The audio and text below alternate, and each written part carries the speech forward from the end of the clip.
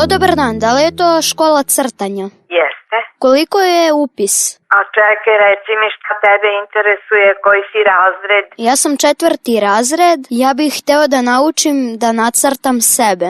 A hteo bi sebe da nacrtaš, naučiš? E pa to je teško da kod nas neko ko ima 10 godina nacrta sebe, da nauči da dobro to uradi. Tako da ne znam baš da li bi tebi odgovaralo kod nas. Ali ja moram da se nacrtam. Ako se ne nacrtam, dobit ću keca iz matematike. Matematike? Da.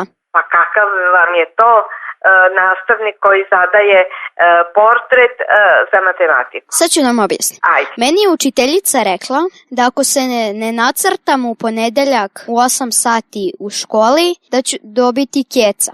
Ja sad moram da naučim da se crtam. Ali ona je mislila da se ti nacrtaš u školi, da ti budeš, da dođeš u školu, jer si ti izostajao iz škole. Jesam. Malo. Onda je htela da te natera da dođeš u školu. Ali ona mi do sada to nikad tako nije rekla. Da te pitam, jel ti imaš problem sa matematikom? Pa pomalo. Malo više. Da li imaš jedinicu? Nemam. Nego? Imam 2.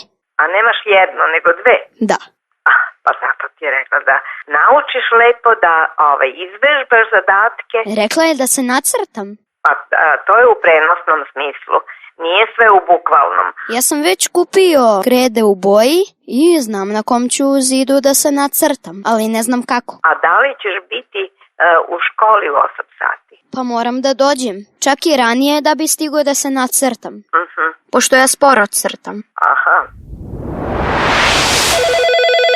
Uz osmeh život dobro zvuči. Radio S.